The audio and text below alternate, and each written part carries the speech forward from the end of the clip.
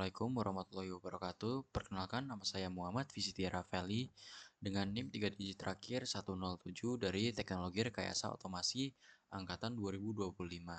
Jadi pada video kali ini saya akan membuat video mengenai fundamental pada bahasa pemrograman C++. Yang sebelumnya saya sudah membuat video mengenai pengenalan bahasa C++ ataupun pendahuluan. Nah, pada video kali ini kita nggak cuma membahas tentang dasar-dasar C++ secara teknis, tapi juga akan masuk ke pemrogramannya, alasan dibalik konsep-konsep tertentu, terus penerapan dalam kehidupan, penerapannya dalam program-program nyata. Nah, video ini tuh akan saya buat dengan penjelasan yang semudah mungkin. Jadi C++ sendiri itu adalah salah satu bahasa pemrograman yang dimana bahasa ini tuh digunakan dalam berbagai aplikasi besar yang memerlukan performa tinggi, banyak sekali game besar, sistem operasi, bahkan aplikasi-aplikasi inti industri teknologi dibangun di atas fondasi C++ itu. Nah, belajar C++ itu mungkin emang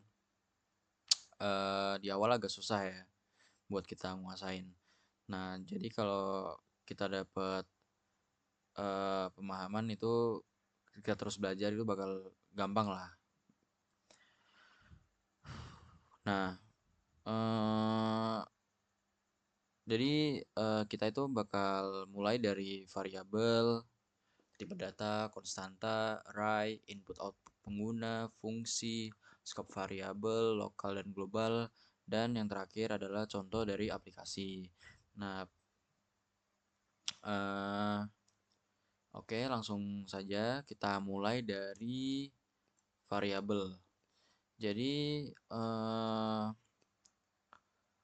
variabel itu konsep yang sebenarnya itu sangat sederhana, tapi punya dampak yang besar dalam pemrograman. Jadi ketika kita menulis sesuatu pemrograman, kita tuh sebenarnya lagi memanipulasi data, dan variabel itu adalah tempat di mana kita menyimpan data tersebut. Nah, buat mahamin variabel lebih dalam itu, eh, bayangin ya, kita pakai perumpamaan aja ya di sini. Bayangin kita sedang berada di suatu ruangan yang dipenuhi dengan laci-laci gitu. Nah, setiap laci itu kan punya label buat kita tahu ini tuh laci buat nempatin apa gitu. Nah, misalnya ada laci diberi label alamat siswa. Nah, laci lain ada harga barang, ada yang lain-lain lah gitu. Nah, itulah variabel. Itu tuh cuman buat wadah, tapi wadahnya tuh yang terorganisir dan diberi nama agar kita bisa tahu gitu. Ini tuh data apa, kapan kita merluin gitu. Nah, dalam bahasa C++ itu variabel bukan cuman suatu wadah kosong ya. Lagi di sini ada karakteristik dari variabel. Yang pertama harus memiliki nama yang unik. Nah, pemilihan nama variabel itu sangat penting karena memengaruhi keterbacaan kode. Semisal student age. Nah, student age itu jauh lebih jelas daripada misal kita ngasih nama P gitu. Nah, kalau P kan belum jelas ya nanti isi datanya itu tentang apa gitu. Selanjutnya memiliki tipe data. Nah, tipe data itu eh, dapat menentukan apakah variabel tersebut itu akan menyimpan angka bulat, angka desimal, teks, atau yang lainnya. Yang ketiga, ada dapat menyimpan nilai yang sesuai dengan tipe datanya. Dan yang terakhir adalah nilainya itu bisa diubah selama pemrogramannya berjalan. Nah, ini ada contoh deklarasi dari variabel integer age sama dengan 20, double height sama dengan 170,5, char grade sama dengan tanda petik 1A, bool is student sama dengan true. Variabel boolean, sorry. Nah, buat integer sendiri itu fungsinya buat menyimpan bilangan bulat. Jadi cuma 1, 2, 3, 4 dan seterusnya. Untuk double itu buat menyimpan angka desimal. Jadi misal di sini kan tingginya 170,5 atau mungkin 161,5 atau berapapun itu. Lalu buat char itu menyimpan satu karakter. Jadi misal ini kan ada nilai dari siswa, itu nilainya A, B gitu. Selanjutnya ada boolean ya, yaitu untuk menyimpan nilai true ataupun false. Nah, variabel itu juga memiliki sifat lain yang juga sangat penting, yaitu waktu hidup ataupun lifetime dan ruang lingkup ataupun scope. Tapi mungkin itu nggak saya bahas secara dalam ya. Selain itu, pemahaman tentang bagaimana variabel bekerja pada level memori itu juga penting. Jadi dalam C++ variabel itu ditempatkan di memori RAM. Jadi misal nih kita nulisin integer x sama dengan 5. Komputer itu bakal nyisiin 4 byte memori buat variabel tersebut. Karena tipe integer sendiri itu selalu menggunakan 4 byte. Nah, walaupun kita belum sampai pada pembahasan pointer atau memori secara eksplisit, memahami bahwa variabel itu hidup di dalam memori itu bakal mudahin kita buat belajar ini lebih lanjut gitu. Terus ada satu hal lagi yang penting, yaitu praktek penamaan variabel yang baik ya, yang tadi dalam C++ itu konvensi yang umum adalah variabel menggunakan camel case untuk variabel seperti first name. Jadi misal kan first name kan nggak ada spasi kan, first itu hurufnya kecil semua, terus name n-nya tuh pakai huruf besar, huruf kapital sorry, atau total price. Jadi P dari P dalam price itu pakai huruf kapital. Nah, penamaan yang baik itu membuat programnya tuh mudah dibaca dan mudah dipelajari. Terutama kalau kita bikin program atau baris kode yang panjang gitu.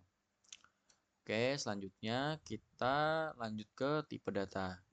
Nah, tipe data itu salah satu konsep yang paling fundamental dalam bahasa pemrograman C++, bahkan lebih fundamental daripada fungsi ataupun array gitu.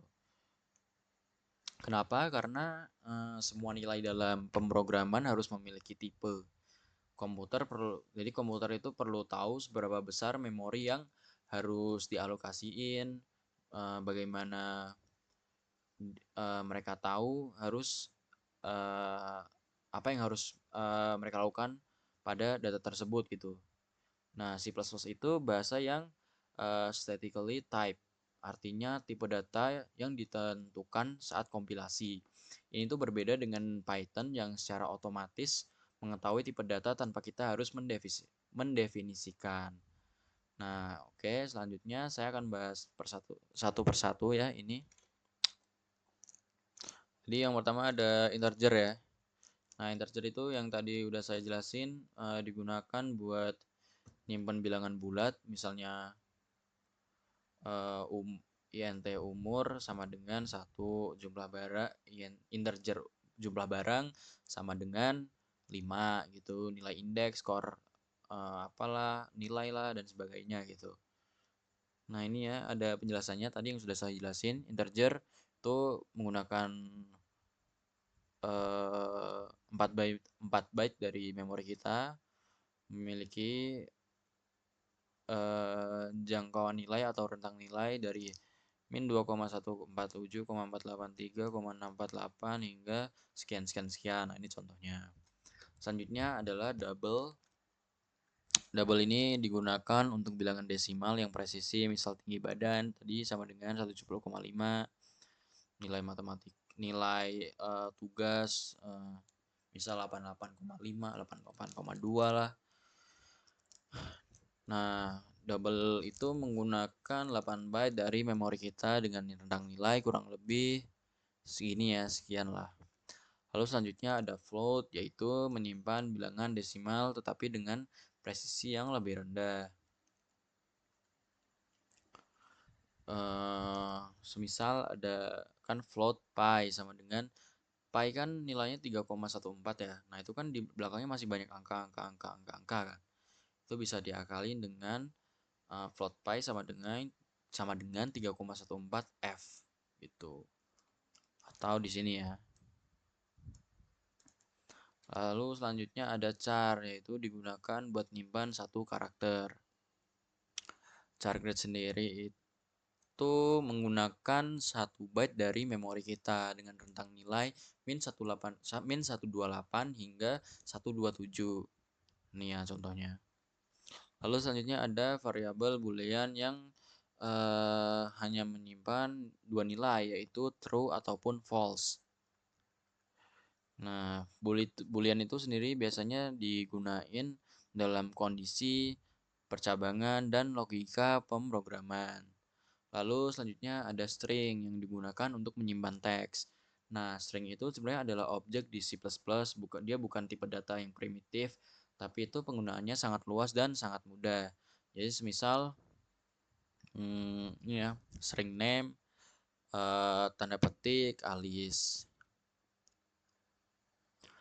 Nah, si plus itu nggak otomatis mengubah tipe data seperti Python. Jadi jika kita mau menjumlahkan sebuah integer dengan string, C++ itu nggak akan biarin secara langsung. Jadi kita harus nulisin secara eksplisit atau menuliskan casting. Nah, kenapa saya jelasin tipe data tadi? Jadi tipe data itu sangat penting karena tipe data membantu komputer memaksimalkan penggunaan memori, karena C++ sendiri itu adalah bahasa yang sering digunakan buat program besar dan kompleks dengan pengaturan jadi membutuhkan pengaturan memori yang sangat penting gitu. Nah, selain tipe data, kita dapat menentukan operasi apa yang bisa kita lakukan. Kita tuh nggak bisa membagi 2 string, tapi kita bisa membagi 2 double. Kita nggak bisa mengalihkan karakter, tetapi kita bisa membandingkannya. Nah, tipe data itu juga memengaruhi bagaimana data ditampilkan. Misalnya double mungkin ditampilin dengan angka di belakang koma, sementara integer itu enggak gitu. Nah, seperti itu. Nah, ini ada contoh pemrograman, contoh kode ya, sorry, tentang tipe data yang saya jelasin tadi nih. Nih kan.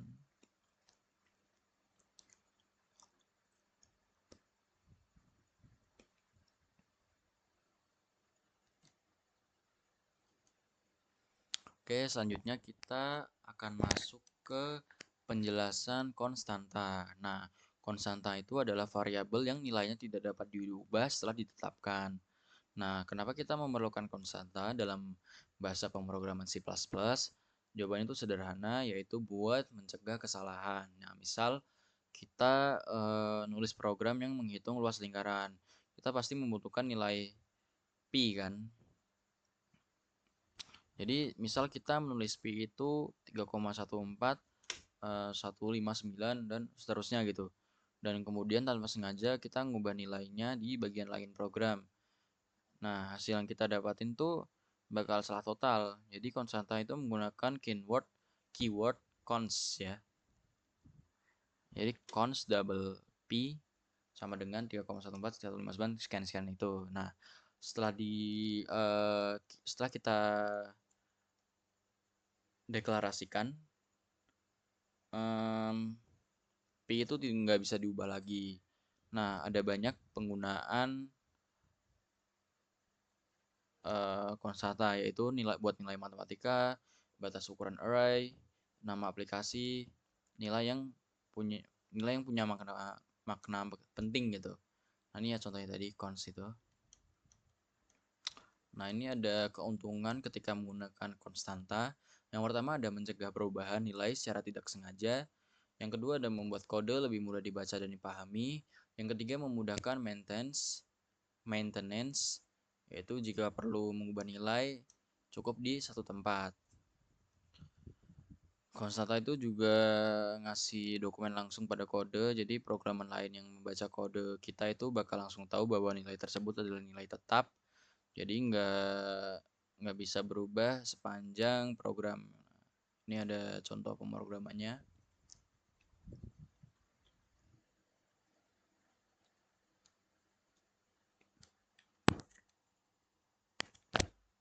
Selanjutnya adalah array. yang dimana struktur data yang sangat penting dalam pemrograman. Array itu adalah kumpulan data dengan tipe yang sama disimpan dalam memori secara berurutan. Contoh semisal uh, ini ya, ada contohnya integer numbers 5 sama dengan ini. Jadi seperti itu ya. Buat array sendiri itu ada karakteristiknya juga. Yang pertama itu ada elemen memiliki indeks mulai dari 0. Jadi indeks itu dimulai dari 0. Jadi elemen pertama berada di indeks 0 gitu. Lalu yang kedua adalah ukuran array dapat ditentukan saat deklarasi atau array statis. Ini membuat array memiliki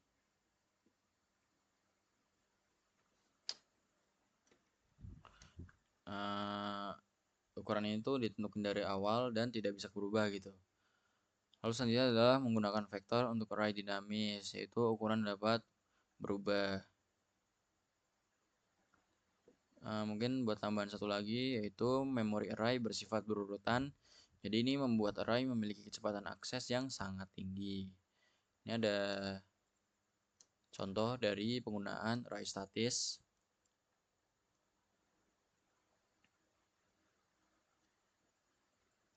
Ini ya, deklarasi dan inisialisasi, menambah elemen,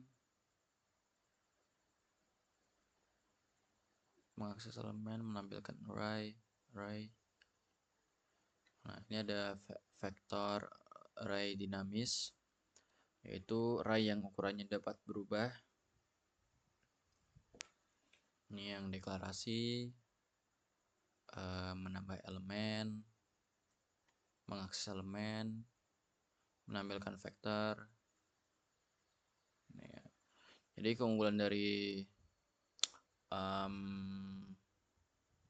vektor sendiri itu ukuran itu fleksibel, lalu aman buat digunakan.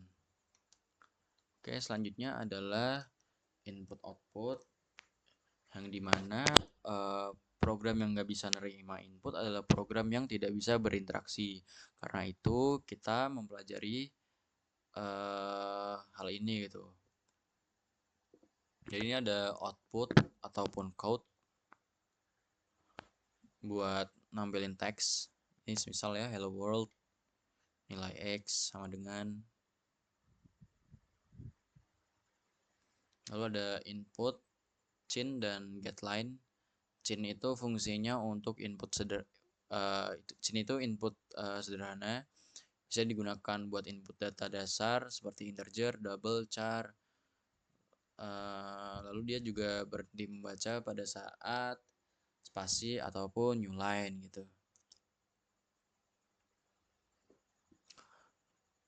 Lalu yang kedua ada input getLine untuk input string, yang dimana digunakan untuk input yang mengandung spasi, membaca seluruh barisan hingga new line.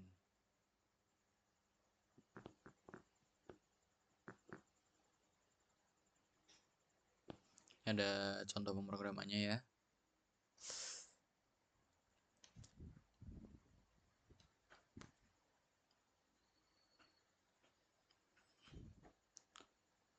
Selanjutnya ada fungsi, yang dimana fungsi adalah blok kode yang bisa dipanggil kapan saja.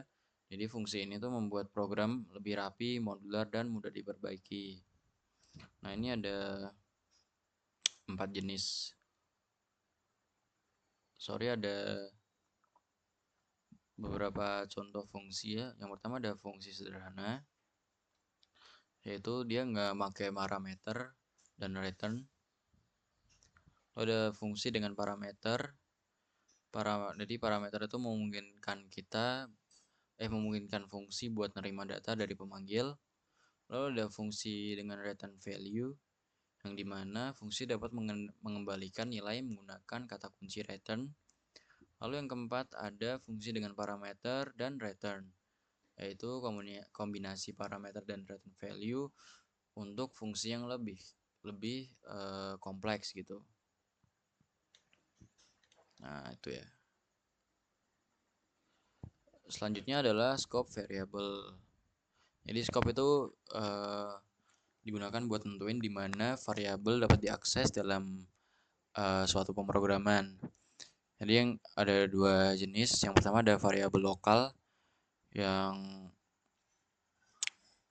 karakteristiknya adalah dideklarasikan di dalam suatu fungsi ataupun blok kode, hanya dapat diakses dalam fungsi atau blok kode tersebut. Dan yang terakhir adalah hancur setelah fungsi selesai dieksekusi. Lalu yang kedua adalah jenis variabel global yang karakteristiknya adalah dideklarasikan di luar semua fungsi, dapat diakses dari mana saja dalam pemrograman dan tetap ada selama program berjalan gitu. Ini ada perbedaan variabel lokal dan global.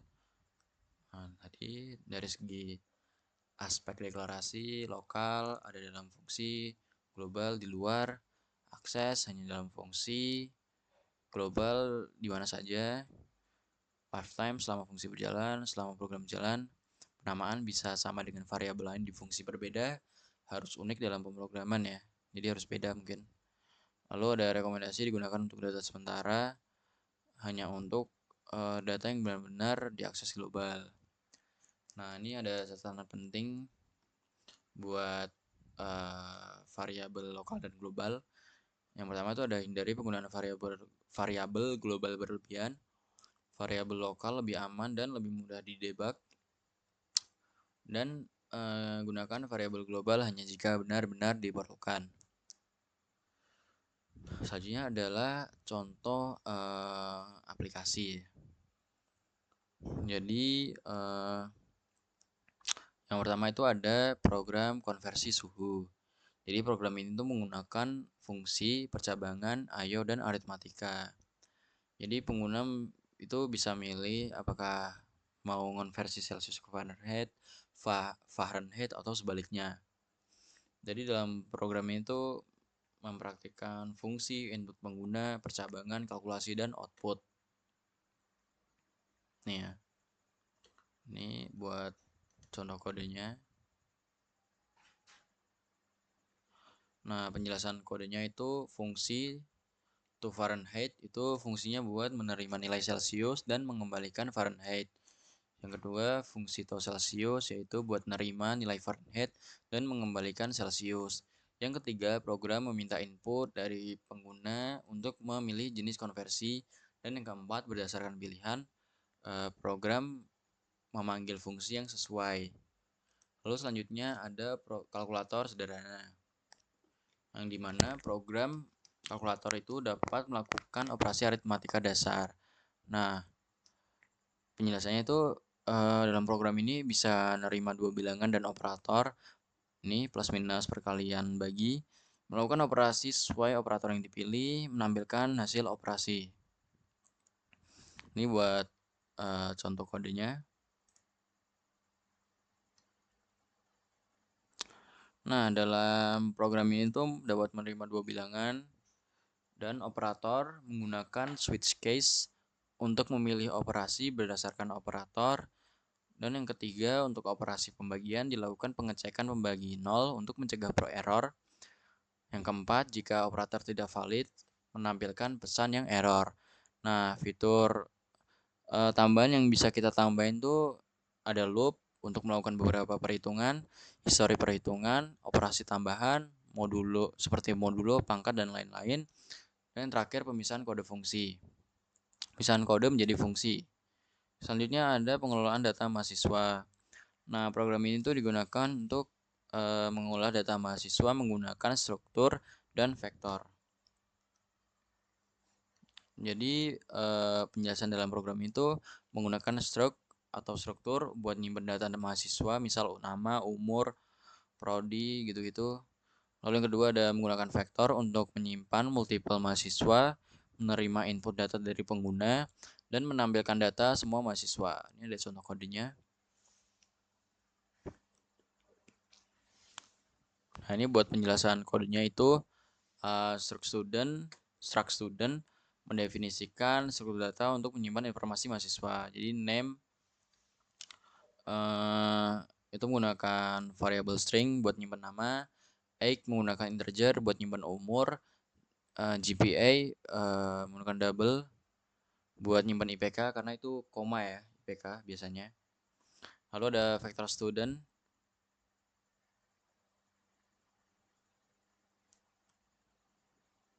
Itu buat menyimpan kumpulan data mahasiswa secara dinamis. Nah, ini ada input data. Nah, dalam input data itu lo buat nerima input sebanyak jumlah mahasiswa. Setiap iterasi membuat objek student baru.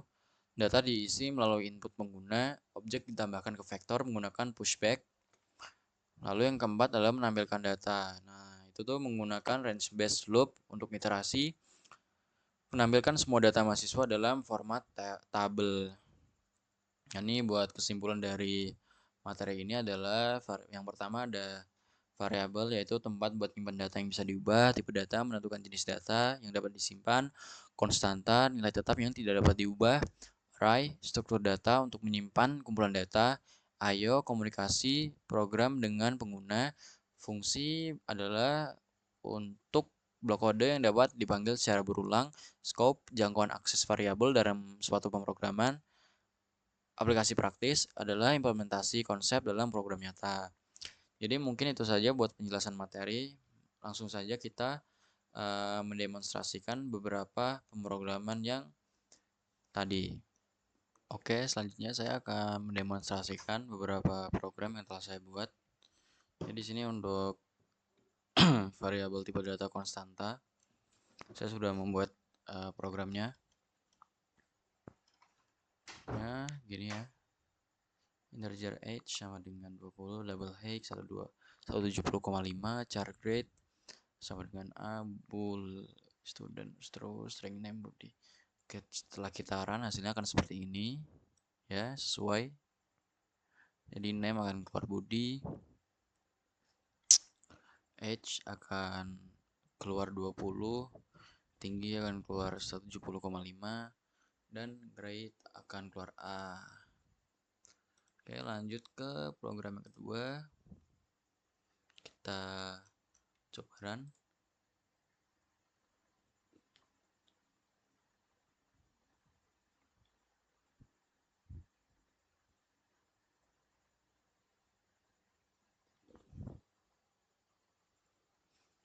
Nah, oke ya. Berhasil juga ya di sini. Area lingkaran dengan radius 5 adalah 78,5397. Lalu nilai konstanta pi adalah 3,14159. Oke, yang ketiga kita coba run lagi.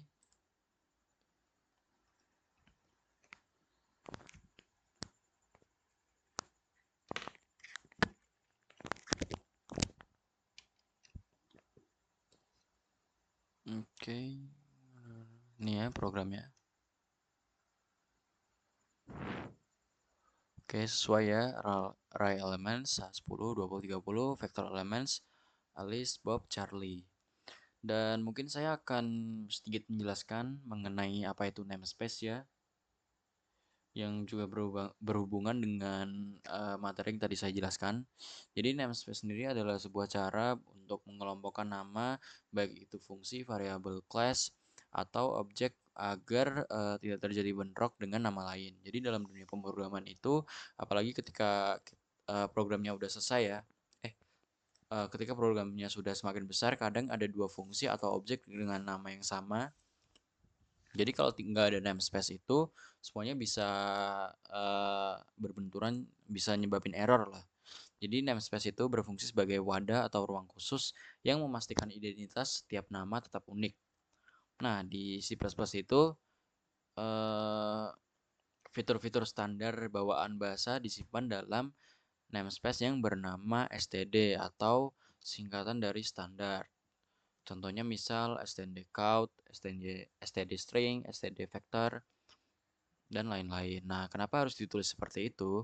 Karena semua berada dalam satu namespace khusus yaitu std. Bayangin kalau namespace itu seperti folder kan. Jadi misal kita punya data namanya data ataupun file namanya data .txt. Nah, di dua folder yang berbeda itu bakal nggak jadi masalah, sama dengan namespace.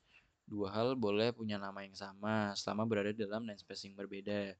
Nah, tanpa namespace itu bayangin kalau kita punya fungsi bernama count kurung buka kurung tutup, lalu library eksternal juga punya fungsi bernama count kurung buka kurung tutup tadi. Nah, tanpa namespace kode langsung bentrok dengan namespace. Nah, semuanya itu bisa aman gitu. Lalu ada penggunaan using namespace std. Jadi cara yang paling umum buat digunain sama pemula dan juga sering muncul dalam suatu kode itu, semisal kita nulis cpp using namespace std titik dua koma integer main kurung buka kurung tutup, lalu bawahnya count tanda kiri itu tanda petik hello gitu. Karena misal kita sudah gunain using namespace std, kita tuh nggak perlu lagi nulis std count ataupun stdn gitu string. Kita bisa langsung nulis count aja, nggak pakai std itu. Nah, kelebihannya itu penulisannya jadi lebih pendek, kode lebih cepat dibuat, sangat cocok buat belajar pemrograman dasar, nggak ribet ketika kita membuat program kecil. Nah, tapi kekurangnya ada juga tuh, yaitu lebih rentan mengalami konflik nama, nggak disaranin buat proyek besar, sulit buat uh, ngelacak dari mana si fungsi itu berasal gitu. Oke, selanjutnya adalah cara mengakses std tanpa menggunakan using namespace. Nah, ini tuh cara yang lebih aman dan umum digunain dalam suatu proyek yang besar, yaitu menggunakan std secara eksplisit. Jadi kelebihannya itu dia nggak pernah terjadi konflik nama. Lebih jelas bahwa fungsi tersebut berasal dari standar library, dipakai di proyek profesional, library, framework, dan game engine. Lalu mudah dibaca oleh programmer lainnya. Nah, kekurangannya tuh ada satu, yaitu penulisannya jadi lebih panjang.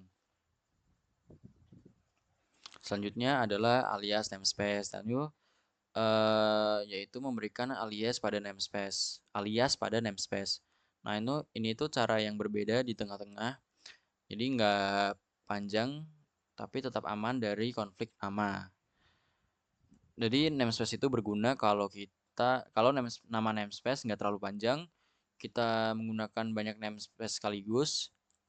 Terus kalau kita ingin kode tetap singkat tapi nggak ngorbanin keamanan gitu.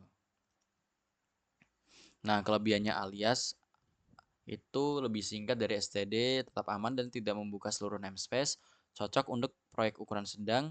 Nah, kekurangannya adalah perlu membuat alias tambahan dan sedikit lebih panjang di awal file.